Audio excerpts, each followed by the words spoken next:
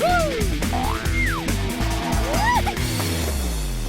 Parc d'Olin vous présente le Week-end sportif. Bonjour Guillaume. Bonjour Xavier. Merci d'être avec nous, comme tous les lundis, pour faire un point sur l'actualité sportive de la semaine. Et on va parler bien sûr du football qui fait du bien au LOSC. Oui, une victoire qui fait du bien au LOSC parce que c'est un grand ouf de soulagement pour les hommes de Frédéric Antonetti, et qui étaient depuis quelques semaines en zone de relégation. Eh bien, ils ont pris 3 points face à Bastia samedi soir au stade Pierre-Mauroy. Très précieux avant vendredi. On rappelle que vendredi, c'est carrément le PSG qui vient jouer face au LOSC. Donc aujourd'hui, le LOSC n'est plus relégable et c'est énorme pour un groupe qui était depuis le début de la saison en mal de confiance. Le match en lui-même n'a pas été exceptionnel, avec encore un petit peu trop d'approximation dans l'organisation offensive, notamment du LOSC. Mais Corchia et Soumaoro ont été très efficaces, très bons en défense. Sliti l'a prouvé samedi soir, ce joueur-là, l'ancien du Red Star, a vraiment beaucoup de talent. Et tout s'est passé en seconde période, avec 2 buts lillois en l'espace de 5-6 minutes.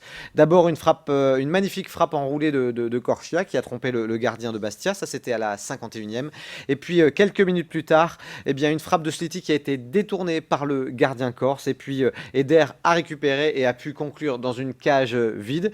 Donc 2-0. La réduction du score de Bastia 20 minutes plus tard n'y changera rien.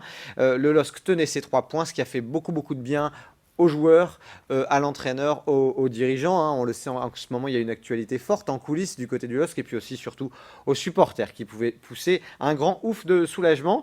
Mais attention, donc on le rappelle, ce vendredi à 20h45, c'est l'Armada parisienne qui débarque au stade Pierre-Mauroy. Paris qui est 3e du championnat, à 6 points déjà de Nice, mais Paris qui va donc être remonté. On rappelle que les Parisiens n'ont fait qu'un match nul face à l'OM ce week-end, 0-0. Donc Paris viendra chercher des points ici au LOSC. Les Lillois n'ont qu'à bien se tenir. Un grand moment à vivre d'ici quelques jours. Donc. Et pour la Ligue 2, un coup d'arrêt pour Valenciennes et un bon nul pour le RC Lens. Exactement, avec ce vendredi soir, les Valenciennois qui ont reçu une sacrée gifle à Tours, qui était pourtant au moment du match dernier du championnat de Ligue 2, cueillis à froid dès la 6e minute, puis un deuxième but quelques minutes plus tard. Et ils étaient menés rapidement 2-0, et puis ensuite la machine valenciennoise s'est enrayée. Au final, une défaite 4-1 qu'il faudra vite oublier pour reprendre sa marche en avant du côté de Valenciennes. Et puis face à une belle équipe de Reims, qui semble sincèrement avoir les moyens de prétendre à la Ligue 1, en tout cas à la montée. Lens a couru après le score en seconde période, mais ils ont obtenu, les 100 et or, une égalisation plutôt méritée à la 84e minute par le Belge Clonaridis. Le Racing est 7e du championnat, à 3 points du podium. Attention, il y a un match en retard pour nos amis Picard d'Amiens qui reçoivent ce soir le Red Star à 20h30. Une victoire permettrait aux Amiénois d'être dauphins de Brest, l'actuel leader de Ligue 2. Et après le football, on va parler basket, si vous le voulez bien, avec un bon week-end pour les clubs de la région. Absolument, c'est un week-end qui a fait du bien comptablement pour les clubs régionaux.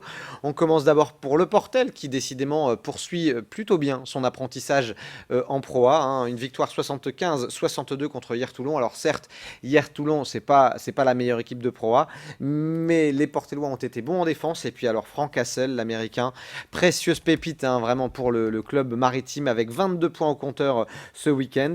Donc c'était plutôt une belle journée pour le Portel. Et puis le BCM Gravelines y est allé aussi de son succès à Nancy, 70-65. Les Gravelinois respirent un peu plus, surtout qu'ils vont jouer à Monaco samedi, et Monaco c'est vraiment l'ogre de Pro A pour l'instant. Les Monégasques, reçus 5/5 pour l'instant, semblent intouchables dans le plus haut niveau du basket français. Et concernant donc cette Pro B, alors oui, il y avait de la Pro B également, Xavier, puisque dans le derby, Denain l'a emporté contre Boulogne à l'issue d'un match ultra serré, 63-62. Et puis le LMB, les Lillois ont dominé Rouen 76-72 pour leur premier match de championnat à domicile au Palais Saint-Sauveur. Et enfin, un petit mot pour clôturer cette page basket, pour vous dire qu'en Coupe de France, malheureusement, Dunkerque, Calais et Arras ont été éliminés face à plus fort qu'eux.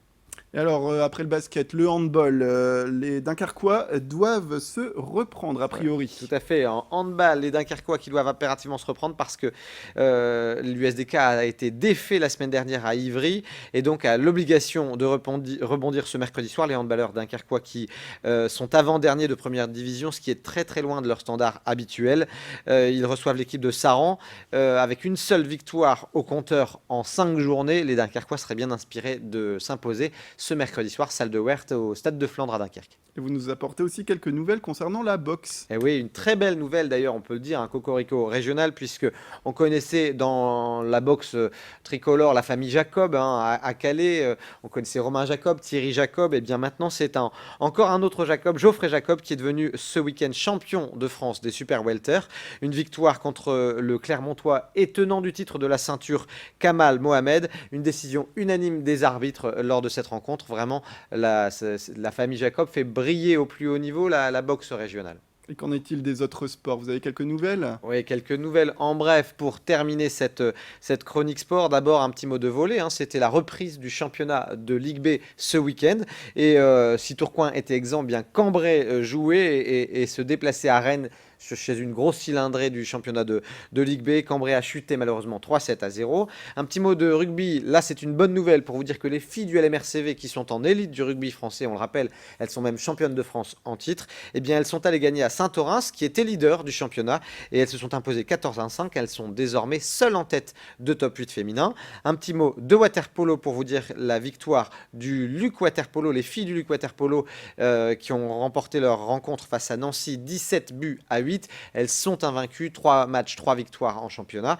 Et puis pour terminer, un mot de hockey sur gazon pour vous dire que le Lilloc dans le derby a battu l'équipe du Touquet 2-0 et ça leur permet de se replacer un petit peu au championnat.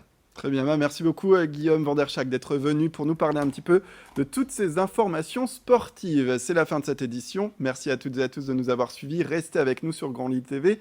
L'information continue.